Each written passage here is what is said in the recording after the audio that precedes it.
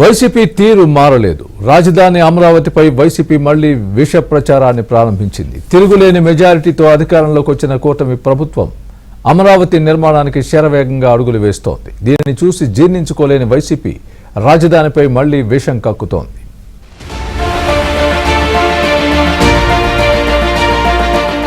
రాజధాని అమరావతి నిర్మాణానికి కూటమి ప్రభుత్వం శరవేగంగా అడుగులు వేస్తోంది.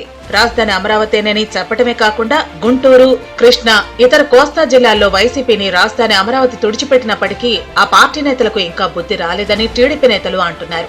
రాజధాని అమరావతి సెంటిమెంట్ కోస్తాలో ఎంత బలంగా ఉందో 2024 ఎన్నికల ఫలితాలు నిరూపించాయని కూడా వారు చెబుతున్నారు. వైసీపీలో అధికారంలో ఉండగా 3 రాజధానుల పేరుతో 3 ముక్కలాట ఆడటంతో ప్రజలు గట్టిగా బుద్ధి చెప్పారు. చివరకు విశాఖ, కర్నూలులో కూడా వైసీపీని జనం తిరస్కరించారు.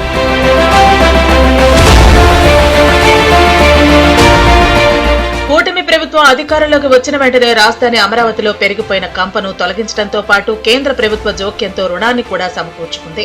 ప్రపంచ బ్యాంక్, ఏషియన్ డెవలప్మెంట్ బ్యాంకులు కలిపి 15,000 కోట్లు, జర్మనీకి చెందిన KfW, కేంద్ర ప్రభుత్వ రంగ సంస్థ హడ్కో కలిపి 16,000 కోట్ల రూపాయలు, మొత్తం 31,000 కోట్ల రూపాయలు రుణంగా సమకూర్చారు. ఈ రుణం మంజూరుకు గ్రీన్ సిగ్నల్ కూడా వచ్చింది. ప్రపంచ బ్యాంక్ రుణం మంజూరు కాకుండా వైసీపీ అప్పుడే ఫిర్యాదు కూడా చేసింది. అయితే బ్యాంకు పూర్తి పాలకవర్గం ఈ ఫిర్యాదును తిరస్కరించింది. ప్రస్తుతం ఈ నిధులతో టెండర్లు పిలవటం కూడా CRDA ప్రారంభించింది. 6 నెలల్లోనే ఇంత పురోగతి ఉంటుందని ఊహించని వైసీపీ రాజధాని అమరావతిపై విష ప్రచారానికి పూనుకుంది.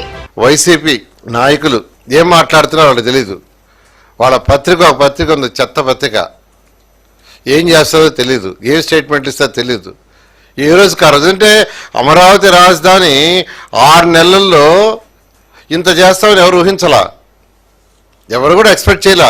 6 నెలల్లో నేను ముందే చెప్పా, డిసెంబర్ ఎండింగ్కి మేజర్ టెండర్స్ అయిపోతాయి. కొన్ని బిల్డింగ్స్కి జనవరి ఎండింగ్ కంప్లీట్ చేస్తాం, జనవరిలో స్టార్ట్ చేస్తాను మాట చెప్పిన ప్రకారమే ఈరోజు చేస్తున్నాం. రాజధాని అమరావతి సెల్ఫ్ ఫైనాన్స్ సిటీ అని మొదటి నుంచి ప్రభుత్వం చెబుతూనే వస్తోంది. ఇందులో ప్రధానంగా రాజధాని నిర్మాణం కోసం రైతులు ఇచ్చిన భూముల్లో ప్రభుత్వం వాటా కింద ఉన్న భూములను వివిధ సంస్థలకు కేటాయించిన అనంతరం మిగిలిపోయిన ల్యాండ్ బ్యాంకు నుంచి భూమి అమ్మటం ద్వారా వచ్చే నిధులను తీసుకొచ్చిన రుణం కింద చెల్లించనున్నారు. ఈ రుణం తీర్చడంతో పాటు భవిష్యత్తులో రాజధాని అమరావతి నిర్మాణం కోసం ఈ నిధులను కూడా వినియోగించనున్నారు.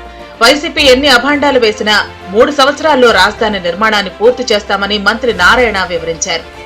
అనుకున్న ప్రకారం అమరావతి రాజధాని 3 సంవత్సరాల్లో కంప్లీట్ చేస్తాం. ఏదైతే ప్రతిష్టాత్మకంగా పేదల నిరుపేదల కోసం ప్రతి మహిళ తన భర్తతో పిల్లలతో ఆనందంగా ఉండేలా కట్టమని ముఖ్యమంత్రి గారు చెప్పారో అలాంటి టిట్కో ఇళ్లని గత ప్రభుత్వం ఏదైతే ఆపేసిందో దాన్ని మళ్ళా స్టార్ట్ చేస్తున్నా, ఖచ్చితంగా కంప్లీట్ చేస్తాం.